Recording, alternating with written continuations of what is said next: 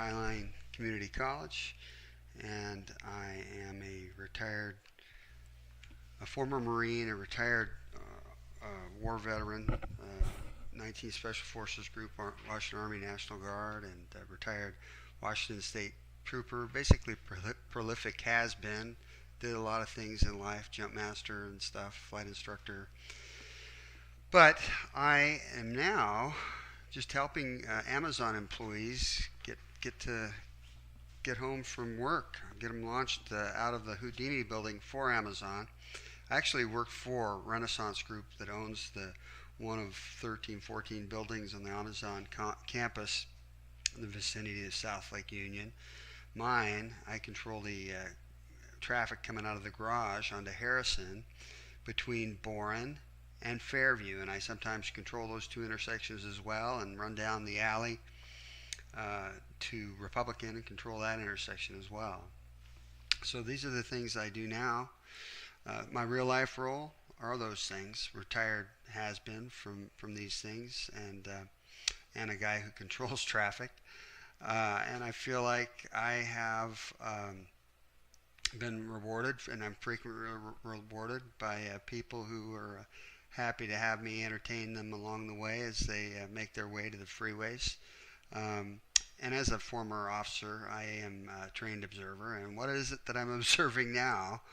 But the sort of idyllic, from my perspective, values that these people have. So many of Amazon's kind of quite the corporate canine culture. All of them seem to have, so many of them do, pets that they're out with on leashes and so forth. And I'm telling you, every single one of them cleans up after those dogs too. It's pretty amazing to watch.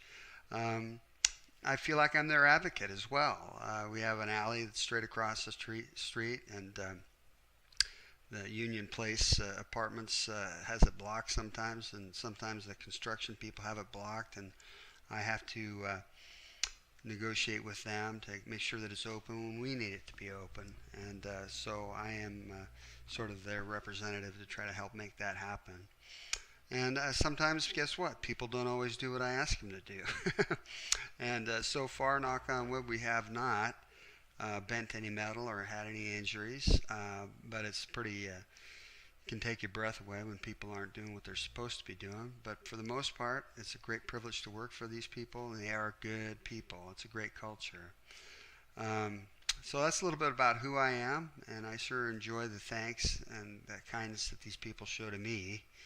But look, this is a exercise for my management class at Highline College, and for the notional scenario before us, let's pretend, I'm a member of the management team for Amazon right there at Houdini, since I happen to know a little bit about that company and about the Houdini building people. Let's say that I'm conducting a presentation to a new employee for their orientation, specifically on ethics. But guess what?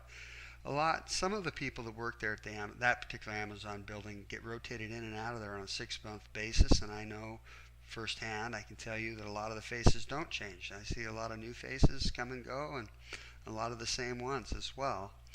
And but for this exercise, I'm going to give them a little presentation.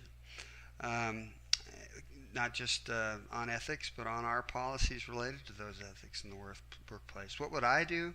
You know what? I always like this video. I think that Robin Williams does such a great job of getting them to see how important try to seize the day. Carpe diem. Let's seize the day. Very good, Mr. Meeks. Meeks. Another unusual name. Seize the day. Gather ye rosebuds while ye may. Why does the writer use these lines? Because he's in a hurry. No. Ding! Thanks for playing anyway. Because we are food for worms, lads. Because believe it or not, each and every one of us in this room is one day going to stop breathing, turn cold, and die. I'd like you to step forward over here and peruse some of the faces from the past. You've walked past them many times. I don't think you've really looked at them.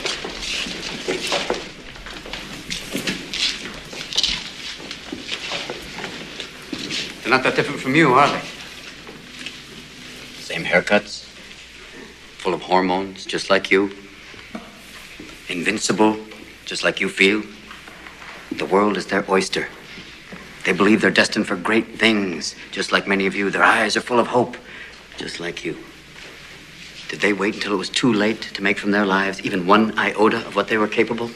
Because you see, gentlemen, these boys are now fertilizing daffodils. But if you listen real close, you can hear them whisper their legacy to you. Go on, lean in. Listen. You hear it? Hear it?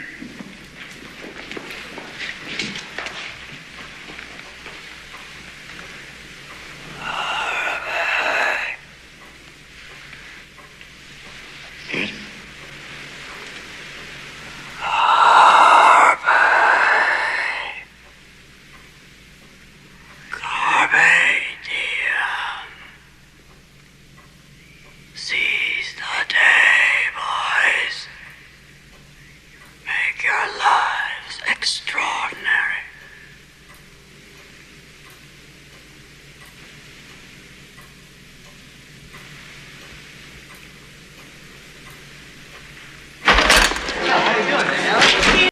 So how do you do that? How do you make your lives extraordinary? I think it would be a great challenge to challenge these new employees to, hey, let's make a difference here. Let's really seize the day. Let's try to. I don't know.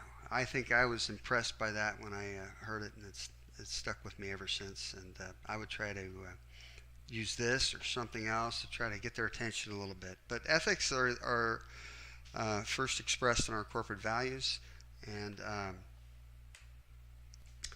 these are the Amazon corporate values: obsession over the customer.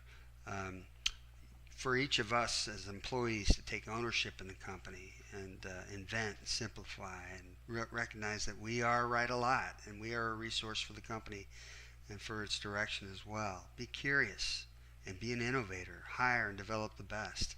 Insist upon the highest standards. To think big and to have a bias which is for action. The default would be that we are going to solve problems together. It's funny that frugality is one of their values, and I'm sure that's probably what made them so successful. But obviously, I'm thinking about all these lavish luxury cars coming out of the parking garage. And then to earn trust, dive deep, have backbone to disagree, and commit to deliver results. And then these are their code of conducts and ethics. For starters, let's just obey the law as a minimum foundation, shall we? And then beyond that, well, let's stay out of litigation, can we? You know, are you unbiased? If not, recuse yourself. Let somebody else be part of a decision, and disclose any conflicts that you may have, and don't allow yourself to anybody to make allegations of insider trading. To foster an atmosphere where discrimination and harassment will not be tolerated. That message needs to be resonated across every work area in America. That we promote a health and safe environment, work environment, and for our customers. That everything will be done above board and legitimately, and that we will embrace the most universally accepted types of financial reporting and oversight. And that we will support a business culture where it is safe for people to blow the whistle on wrongdoing without fear of repercussions. And we will be accountable to our board of directors, and that we will pursue certification. Let me go back one. To have an attitude where we have not arrived. But not everything has been a positive. And Amazon has gotten some negative publicity as well. And I'm sorry for the ad you're going to hear here briefly. But basically... There's still time to save big at Nissan now. Get great offers on Rogue and our entire lineup. Hurry into Nissan now. Offers end soon. Now's the time to save with exclusive offers like this. Okay, here it is. A scathing New York Times report says that Amazon is a horrible place to work, so bad that employees are crying at their desks. Erin, does Amazon have to play nice to keep doing good business? It certainly looks that way. I mean, if you look at this report, it is not painting a pretty picture. And Jeff Bezos responded to this, and another Amazon employee took to LinkedIn to also write his response. And they're claiming, okay, this is the old Amazon. We used to treat our employees horribly, but now we don't. And I'm not sure I really buy it. A company that big, it's really hard for them to change. Look, I'm with you. I don't buy this at all, but I'll tell you, it doesn't really matter. They don't have to change. Look, if you go back to Jeff Bezos' 1997 shareholders letter, the very first one, he said, look, it's not going to be an easy place to work. This is not for everybody. This is for the best and the brightest and all that kind of stuff. And look, I mean, Amazon has made it very clear that they're focused on growth. Yes, a $250 billion company is focused on growth. Call them a startup if you really want, but until that changes, I mean, they're going to keep doing this. No, I mean, that is the problem. You'll let that go, but ultimately, you'll see that that they do own their their bads, things that they could have done better, and that they absolutely are going to be the #1 source for people to find things that they're looking for to buy online. But one of the things that came out of that was this quote of purposeful Darwinism, survival of the fittest in the corporate work environment. And you know what? That's not the Amazon we want, and I would impart that to the people that I am bringing on board. We want a good, safe work environment, but it's one where we need to perform, and it doesn't need to be a survival of the fittest kind of a thing.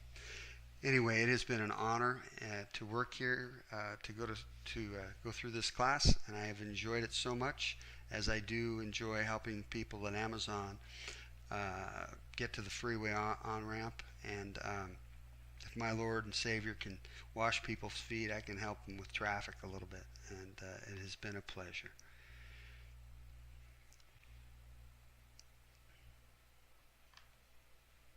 How do you turn it off? God almighty. I don't even know. Oh, God.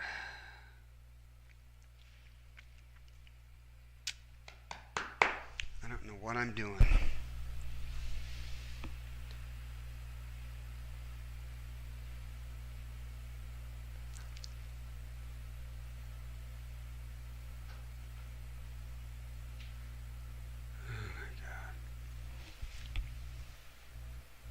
That didn't work.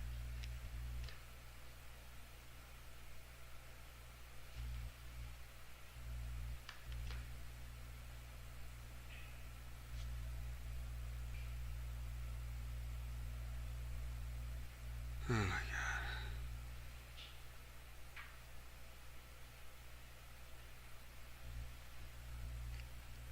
How do you do this?